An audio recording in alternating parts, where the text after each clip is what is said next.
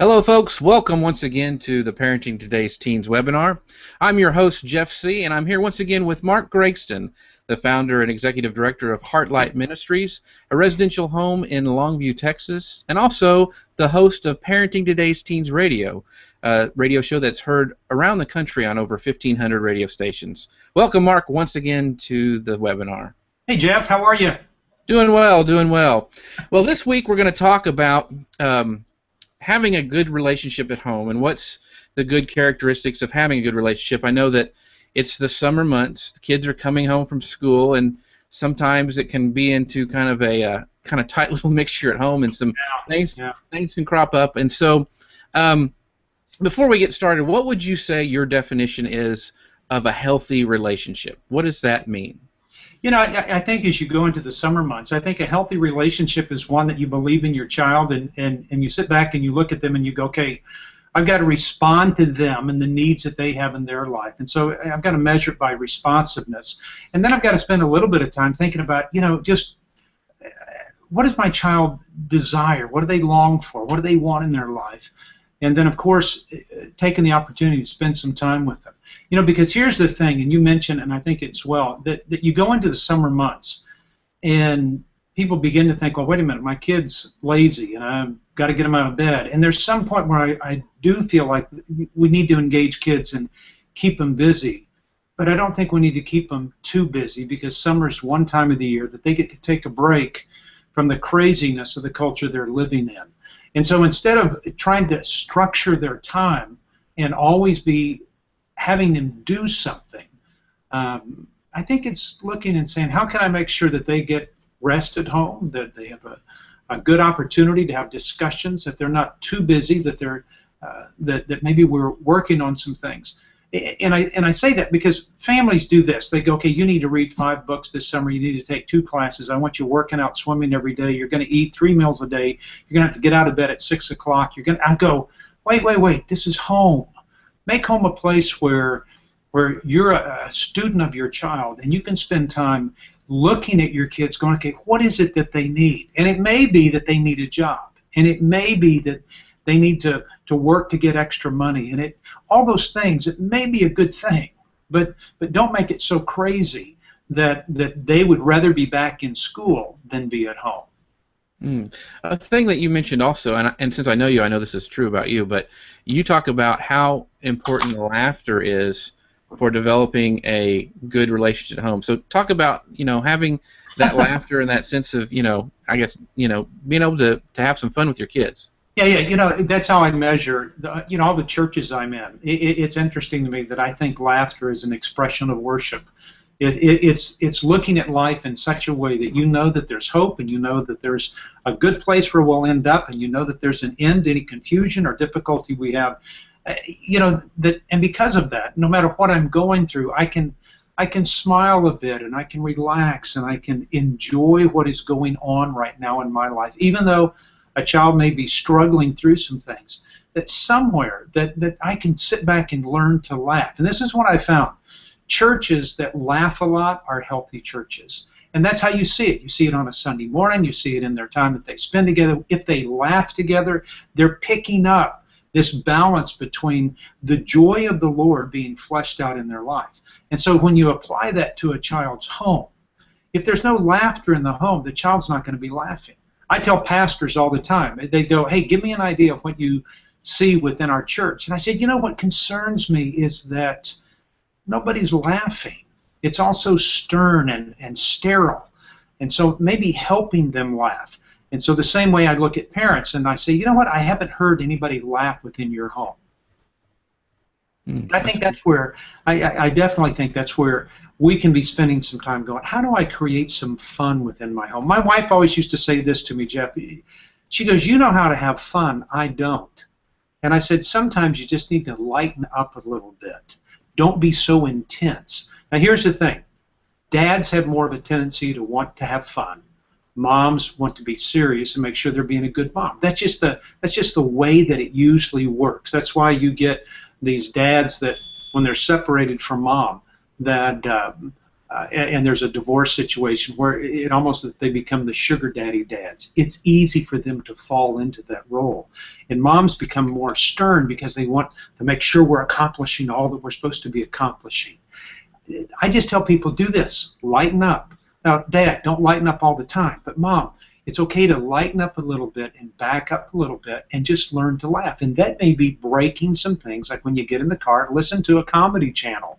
When you are watching videos, don't watch everything that has to be Christian or has to be old westerns or has to be Disney or has to be Veggie Tales. Watch a comedy that's just funny. Even if it's sarcastic, it gives you an opportunity to talk about sarcasm. It talks about, being edgy and not going over the edge. It's okay to have fun with people, but it's not okay to make fun of people. And so I'm a big proponent on always saying, we've got to have fun. We've got to spend some time together, and we've got to learn to laugh. Those are good points. Well, that's a long answer to a short question, isn't it? Yeah, but it was good. I mean, I think, I do think that we tend to, you're thrust at home with some of the kids, and so you're, a lot of times laughter goes out the window because it's so much stress going on because you're with each other 24/7, and being really trying to think of ways where you can have fun together as a family. I mean, just once a week having, like you said before, a joke night where you can sit down together, have that family time together, and maybe laugh a little bit.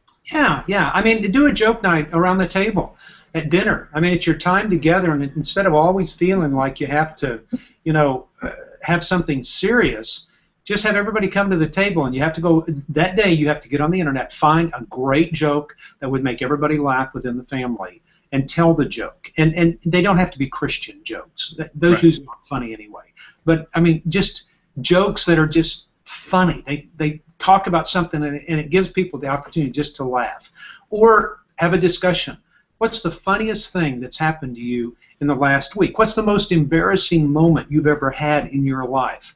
When's a time that you laughed out loud, like belly laughed, and you have to go around the room and talk about that, and just, you're promoting laughter, you're promoting a lightness to the seriousness of this culture, but you're also providing a haven where somebody can sit back and enjoy your presence. And that's what I want for parents more than anything else.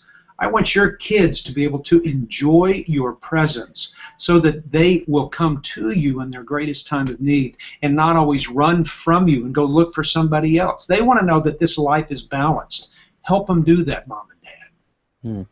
Well, that's a good segue into, the characteristics that you talk about in your upcoming radio show. You talk about, every family is created to be relational. Yeah. And the first one that you mentioned is the characteristics of a healthy relationship is responsiveness. How do we respond to our kids? Like I said, when we get thrust in the summer, we tend to, a lot of times as parents, go into that correction mode and trying to always correct our kids. Yeah. I think we always have to watch how we respond to our kids.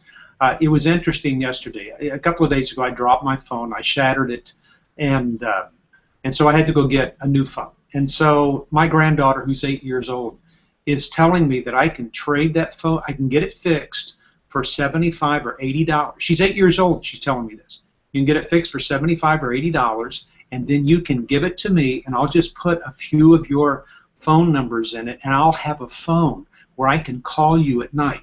Well, she's manipulating me, and it's hilarious to watch.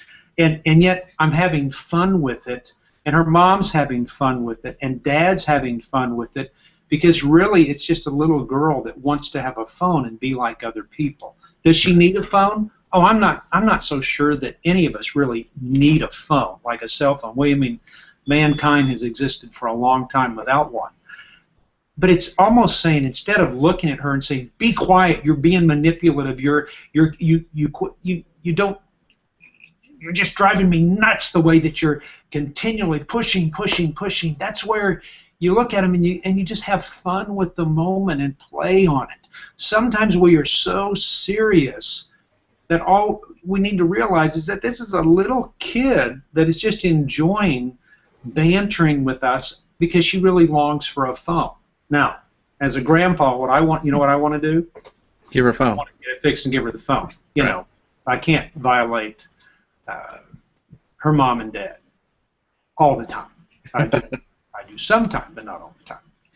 Well, you mentioned, and you say this a lot in your talks. You say only correct your kids on Tuesdays and Thursdays. Yeah, And yeah. you're being silly, but I mean, your point is we tend as parents to really overcorrect and almost damage the relationship because we're correcting so much. I think so. And do this right now. As you're watching this webinar or wherever you're watching it, text your kids and say this. Do you think that I correct you all the time? Just text them that. Tell them, hey, and if they go, what? Just go, no, serious. Do you think I correct you all the time? I don't think there's a person that walks on the face of the earth that would love to walk into a home and be told what they're doing wrong, how they need to do it better, and what they need to do different next time. If you always hear that every day, day in and day out, and you're sitting there always correcting your child will find another place of rest. They will want to spend time somewhere else. They will want to spend some time. It was funny. I look back. I started dating my wife-to-be when we were 14. It was interesting how much time I spent at her home. And I spent time at her home because her parents would talk to me. It was interesting. I felt safe. You could relax. You could have discussions. We could laugh. And that wasn't at my home. And so I was attracted to a place where I can find rest, where I can actually lay on the floor and take a nap. And so I'm looking at it going, it's in our DNA. All of us, regardless of the age, we want to be in a comfortable place. And so moms, dad, if you're always correcting, if you're always telling your child how to do things different, then by all means, back up a little bit. Only correct your kids on Monday, Wednesday, Friday. Only correct them on Tuesday, Thursday, and Saturday. But you've got to give it a break somewhere where they don't look at you and feel like you're always telling them what's wrong with them. Spend some time telling them what's right with them. Good points. The second characteristic that you mentioned of having a healthy relationship at home is lifelong learning. And what you explained that to mean always be studying your kids and to always, try to, because they change, and they change fast. They could go upstairs one day and come down a different person, and we need to be ready for that as parents. Yeah, you know what? I always tell parents this. You've got to learn from your kids. I live with 60 kids. Every one of those kids is here to teach me something. And that's not the main purpose. They're struggling. They're out of control. They're having a tough time. And so we're trying to get them back in line at our residential program. But I know that there's a lesson for me to learn from each one of these kids. And so when I do that, I think they look at me and they go, Mark's really interested in me. He cares about me. He wants something from me.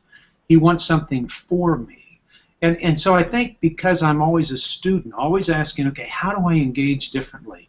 It gives me the opportunity to engage with them in such a way that they feel like I'm inviting them into my life. So I tell parents this: your child has been put in your family for a reason, so that you can be the parent that God wants you to be to them as they go through, their upbringing. But at the same time, God has placed that child in your life for a particular reason, to change you and to transform you more into His image. And so, by all means, be one who is looking at your child and saying, what do I need to learn about my child? How is this culture affecting them? And what am I doing to counter the culture so that we maintain the relationship? What am I doing the way that I'm changing our household to accommodate the changing tide that's happening, outside of our doors? And if you don't make those changes, then you will become obsolete as a home that is a respite and a place of peace and a place of rest. It was Jesus who said, come to me all who are weary and heavy laden, and you will find correction for your soul. You'll find rest for your soul. And so be a student. Learn about your kids. Spend some time. Text them right now. Do this. Here's another texting opportunity. We can call this texting time with Mark. Text them and say, do you think that we want you to be perfect? Text them and say, do you think that we correct you too much, like I said earlier? Do you think we're judgmental parents? Do you think that we have a good relationship? Do you think I have some things I need to change in my life? You know, you start asking those questions, and it may be hard to ask those around a dinner table. But when you ask those in a text, it goes out to a child, and it gives them time to think and go, wow, what's mom and dad thinking about? What's going on here? And you've got them thinking. And so now you're going to find out something about them, about how they perceive you, and you're becoming a student of your child. I think one of the things that you have mentioned before in being a student of your child is you've also got the way you ask questions of them changes. You know, when they're younger, you have to you relate to them and ask questions and differently than when they're a teenager. And sometimes it's like you're trying to drag answers out of them. What are some good discussion questions that you for this time that you do spend together and learning about your kids? What are some good discussion questions that you would ask them? You know, I think it's asking questions rather than always giving commands or always giving answers. And you do that for a reason, Jeff. I think it's because you want kids to learn how to ask questions. It shows that you're valuing somebody else. It shows that you're engaged and you're caring about somebody else. I'm convinced of this in conversations between people, is that most people in conversations think about their response rather than yearn for the understanding of what the other person is saying. So when somebody else starts saying something, we're immediately thinking in our head what our response is going to be. And I think if we really look with the eyes of our heart, we'd be looking at our kids and other people, our other family members, and saying, I really want to understand what they're saying. So sometimes that may be stopping and just saying, I'm going to just quit. I'm going to try to figure out what my child is saying before I respond. And you may say things like, hey, give me just a second. Let me think about that for a minute, and I'll get back with you. But that usually happens when you start asking questions.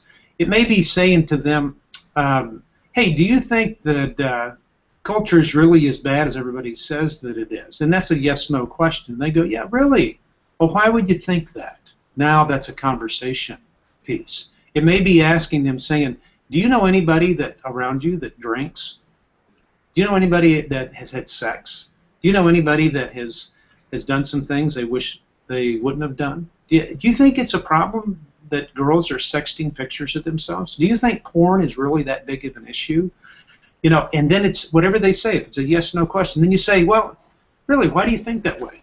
What is it that would lead you to believe that? Why would you think that that's the best way to that's a good answer? Does that concern you? Does it bother you? Do you think it's that big of a deal? And whatever they say, leave it alone. Let them be ones that are expressing their opinion and can feel like they can share something without always being corrected or told they're wrong. I think, a lot of parents, we can ask the question and we hear you say, okay, ask questions, but then we jump to, as soon as that question's answered, is to try to do teaching or try to do training at that time. And I think, what you're giving an example of is asking a question with a question and just letting it go, which is so hard for, I think, parents to do. Yeah, you know what? I don't think every teachable moment is a time of teaching. I mean, if I would take every moment that I had around kids and all I did was correct them, that's all I'd be doing is correct them. But at the same time, there's always a time to teach them something. So I've got to be kind of selective in what I'm doing, because I don't want to be just another source of information that's boring my kids to death. This is why your kids get in the car when you say, hey, how was school today? And they go, oh, great. They don't want to talk. Or maybe they're deflecting you always asking them questions sometimes that's more about interrogation than it is about understanding and trying to understand their heart. You've got to give them a place of rest. You've got to give them a break from the craziness of culture. And then at the same time, asking questions at the right time so they don't feel like you're interrogating them, that engages with them. And maybe that's why you're sitting on the back porch. Maybe that's why you're sitting playing a video game or watching something on TV or driving somewhere at a later time. But remember, when your kids get in the car, they need to decompress a little bit. When they're coming from a full day that's a little bit more than they anticipated and a little bit more than you anticipated. You got to remember that your kids are living in a culture that you and I have said we're glad we don't have to live in this culture. Well, to our last point, the only way that you're going to be able to ask these questions of your kids is the third characteristic of a healthy relationship is spending time together. Yeah. And I know you have, I mean, you ever since I've known you, you've been drilling that in, at least once a week, take your kids out. So speak about spending time together and how important that is. You know what? I started doing youth ministry with a group called Young Life, and we called it then. I mean, this was back in the '70s. We called it contact work. Go spend time with kids. Go hang out at their cafeteria. Go hang out at their football games. Be where kids are. Get on their turf. Spend time with them, engaging with them. Don't always ask them to come to you. Go to them. And so the same way, I think that every family member needs to go, okay, how are we going to spend time together? What does that look like? What does that smell like? And I say that maybe that's cooking outside. Maybe that's building an area behind your home where you can have a campfire. Maybe it's a cooker so that you cook every Wednesday night or every Thursday night, or maybe it's some type of kitchen thing that you go, let's spend some time, this is where you guys cook. And you just spend some time. I mean, you just be creative, whatever it is. You go, we're going to go spend some time together. And the intent of it is not for good food or teaching them how to cook. The intent with a parent is saying, I just want to spend some time with you. And mom and dad, don't blow it by saying, I feel like we need to spend some time together. Now you've turned it into a program. The reason I want to spend time with kids is because I want to spend time with kids. If I tell them, I need to spend time with you because I'm doing contact work. I need to spend time with you because I'm trying to develop a relationship where I can share wisdom with you. I need to spend time with you, so don't do that. Just do it. Just spend time with them and engage with them, and you'll see that their response is a lot different. Yeah. One of the things, I mean, we try to do at our house, our kids are in junior high, is at least, and once a week at least, spending a family meal together. I mean, there's been, I know studies done that they do better in school, they do better, they don't have the temptation to drink as much. I mean, all this stuff comes from spending time together, and I think that, the only time in this crowded, crazy culture to spend with your kids, to ask them those questions, to develop the relationship, is by marking out time. And I know, at least for me, and I know for a lot of parents, we almost have to schedule it. We almost have to put it in our calendar and make, don't let our kids see it, but say, today is I'm going to ask my daughter to go out to lunch with me. That kind of scheduling, Yeah. I think you've got to be very intentional about what you're doing. I think that's the bigger issue, Jeff. I think it's saying I'm just not going to let things happen on their own. I've got to be very intentional. I mean, I thought today I'm gonna get dinner for one of the houses, the house of guys here, and we're gonna go see a movie. And I'm not gonna tell them about it. I'm just gonna go up to one of the houses and say, hey, load up, come on, let's go get something to eat. Go do that. I don't want them to think that I have to do that. I want them to know that I want to do that, and I'm not fulfilling something. And so I'm gonna go spend time. I'll call one of the houses. There's a young lady that's struggling through some stuff. I'm going, come on, let's go get a cup of coffee and sit down and talk about this. I want them to know that I want to be very intentional about spending time, and then when I do spend time, I want to have a great time. I want that child to leave going, you know what? Mark loves me. He really loves me. And then for them to think about what I'm talking about. Well, what am I talking about? I'm asking them questions. I'm asking them questions so that they can observe and reflect and experience maybe a little wisdom. And I try to do this. My tendency, I think like all parents and all grandparents, is to share more information. That's not what I want to do. I want to share a lot more wisdom. And usually I share wisdom by listening a lot more and trying to understand where they're coming from, rather than thinking of what I need to say to make sure that I get parent of the year or mom of the year or dad of the year. Right. That's not what I want to do. What do you tell the parent whose kid says, I don't want to spend time with you? You say, let's go out to lunch. They go, no, I don't want to. I don't want to spend time, I'd manipulate them. I'd say, I'll pay for, I'll pay for your cell phone for every week that you get with me and we go spend time together. I will pay for your cell phone. We don't get together, I'm not paying for it that week. And then cut it off. I mean, or I'll give you the car keys, or I'll give you gas money. I'll pay insurance. If we get together 4 times a month, I'll pay for insurance that month. You know, I think somewhere we've given too much to our kids. We've all done that. But using it to spend time, okay, because I know that kids are created to be relational, and I think they want that. And I've never met a kid that goes, you know, I'd really love to hate my mom and dad. I would really like to have a bad relationship. I really don't see any value of spending time with them. I think that every kid longs for a relationship with mom and dad. They don't know how to get there. And perhaps it's because mom and dad haven't made that transition from the earlier years to the adolescent years. That every kid wants to spend time doing something with mom or dad. And I go, so make it happen. And then you'll see that it'll become a habit. And when it becomes a habit, then it becomes a part of their character. And then when it becomes a part of their character, it becomes a part of their destiny. And so don't hesitate to force it at the beginning, and just sow a thought, you know, and sow a word, and throw it out there and see what they say. And then if they don't want to do that, then, I mean, now here's the thing. You have to do something that they want to do. Let's go to Starbucks. Let's go get a cup of coffee. Let's go eat a meal where you want to eat a meal. Let's go see a movie first, then sit down and talk about it afterwards. See the movie that they want to see, even though you're bored out of your mind. You know, it's okay. But then maybe they'll say, well, where do you want to go? What movie you want to go see? And then they'll sit with you. Okay, now it's about relationship. It's not about some stinking movie somewhere. So spend some time. Spend some time, I think, being very intentional about engaging with them, creating an atmosphere that's different, and spend a whole lot of time trying to understand and learn more about your child.